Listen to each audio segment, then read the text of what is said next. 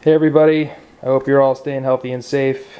I hope all is well. If you're observing Passover or Easter, I hope that's going okay for you. I have an interesting video today. I have here an Amazing Spider-Man number 24. I purchased this off of a fellow YouTuber and Instagrammer, Cougar Comics. He's a veteran of comic collecting and of the YouTube comic book community. But I bought this from him. He knows I'm into my Spidey runs, we've been talking a little bit, just kind of Skyping, seeing how we're doing, talking comics, talking some sports. He's a really interesting guy. I would highly recommend subbing to him.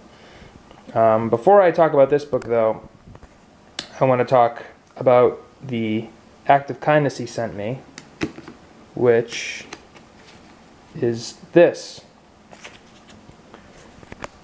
Now, this is a gold key comic book, Dr. Solar, Man of the Atom story. And I'll admit, when I opened the mail and saw this in the package with the Spider-Man 24, I didn't know quite what to make of it. And then I turned the book over and there was this note here. Julian, congrats. You are now the owner of a book from the Attic Find collection. Enjoy, Mike. Now, if you don't know, Cougar Comics' first video was an Attic Find. And basically, in that video, he tells a story of when he was a really young kid, and his dad took him to a friend's house who had said he had comic books. He had at least one, maybe two boxes of comic books. Now, in this Attic Find, Cougar pulls out a whole bunch of books, including an Amazing Spider-Man number 1, a Tales of Suspense 39, a Hulk number 1, whole runs of early Spidey and Tales to Astonish, things like that. I would highly, highly, highly recommend checking out that video. This book is from that collection. All you have to do is go to YouTube and type in comic book Attic Find, and I'm fairly certain that'll be the first one that pops up. To have this book, from that collection is really amazing, and I'm just so happy, Mike. That's incredible. This is going to be with me forever. This is going nowhere. This is like history to me. And I want to talk a little bit today about single owner comic book collections, but first let's take a look at the Spidey 24. We agreed that this is probably between a 6.0 and a 7.0.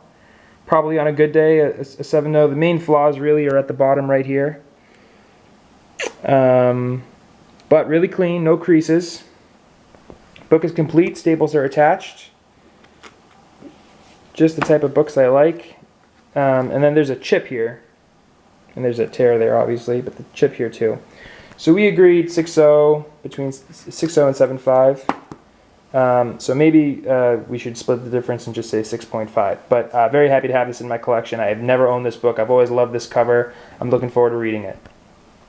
All right, single owner comic book collections. Most of us,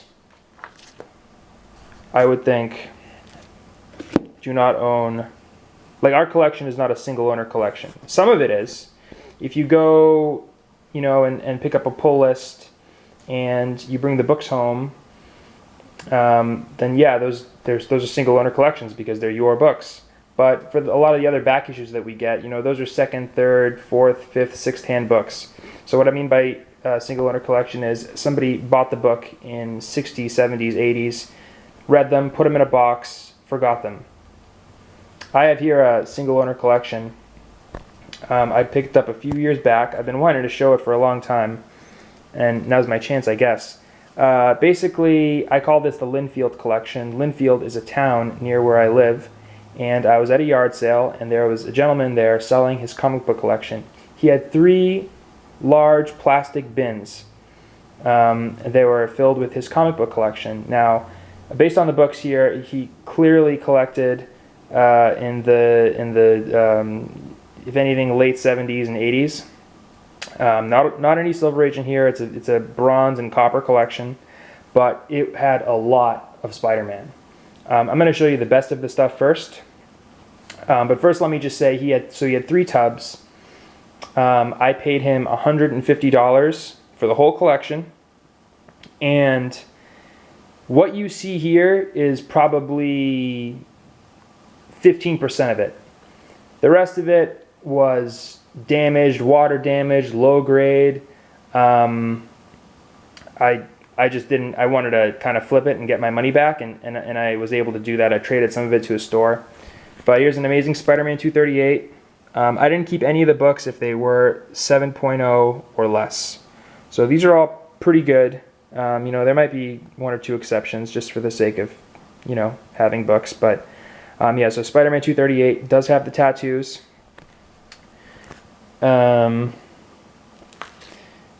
Really gorgeous copy of 239. And then I was so incredibly stoked when I saw this. No 298, but there is a 299. And this collection, it skips around a little bit, and the reason for that is, A, he probably didn't collect religiously. There is quite a lot. I mean, he really helped out my Spidey run when I picked this up. But the other part of it too is that, you know, some of it was damaged, but there was actually no 298 in here. This was the book I saw in the collection and knew I had to pick up the whole thing no matter what, and this is really what made it worth it. The Spider-Man 300, a really high grade copy. First full appearance of Venom. If you don't know, there's a printing error that comes with these. They tend to be a little bit tattered. It's kind of a somewhat natural thing that happens with these books. Another cool Spidey is 316 and 344, first Cardiac, and then this crazy book right here, first appearance of Speedball. It's annual 22. Now, it wasn't just Spider-Man. There was some other stuff mixed in, but most of the stuff I'm going to show you is the rest of the stuff is really going to be a Spidey run, but I've got some honorable mentions here. He did have some X-Men. Annual 14, first cameo appearance of Gambit, and then I couldn't pass up a high-grade copy of 136. And then 141 and 142 are in there. And another book I really liked was New Mutants Annual 2, first American appearance of Psylocke. Not newsstand, but still, you know, pretty high grade. I'll take it. And X Factor 5 was kind of beaten up, but 6 was okay.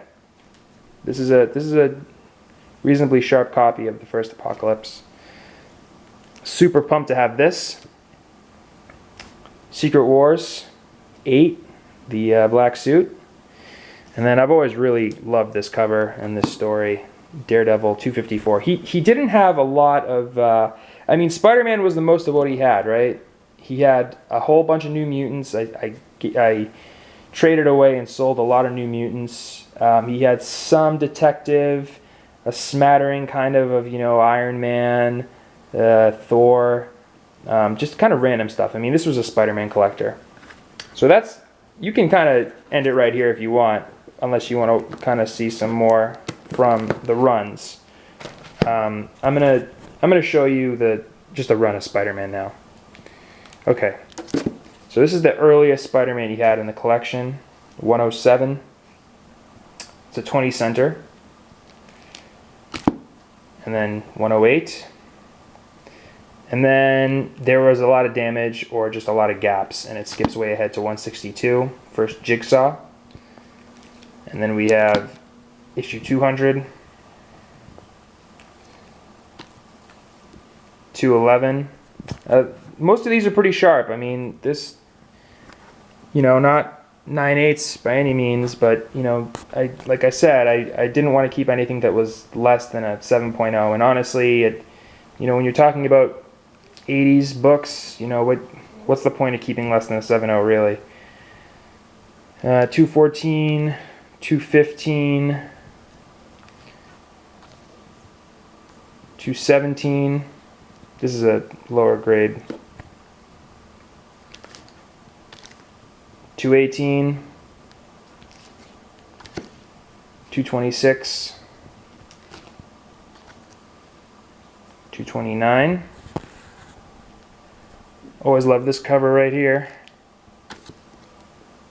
It's a 230. Juggernaut cover. Mr. Hyde, 232. 233. 234. 237. 243. 244. 253 is the first appearance of the Rose. 255. 256 Puma. I wish 265 was in here, but it wasn't. It actually wasn't. We got 259, and from this stack 260. Now this is only the second single owner collection that I can guarantee is actually a single owner collection. Again, lifting these things up is a pain. So there is another one. I've showed it in different settings before. It's a lot smaller, but it is still a single owner collection. And I love that. You know, I think it's awesome that, especially if they took care of the books, which this guy really didn't take care of the books. I just got lucky in some areas. 266, 272, 276, 278, 279. Always like this cover. Really cool. 281, 283, 284, 287, 289, 290. So yeah, kind of lucky that these here, I mean, like I said, it's 15% of the original collection. You know, I know I made my money back. The Spider-Man 300 kind of makes everything fine. Actually, look at that, 2 copies of Kraven's Last Hunt. Pretty cool.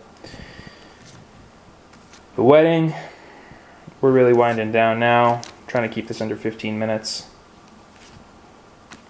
Some McFarlane's 302, 307. Always really like this cover right here. The one he didn't have is the lizard cover. This is a Mysterio 311 and a Christmas cover 314, 315, 319, 326, 337, 341, and 342. That's it. That's everything. I hope you enjoyed going through those books. Thank you again, Cougar. Everybody go check him out. He's still posting stuff, but look at some of his older stuff too. It's pretty amazing. Stay safe, everybody. Thank you.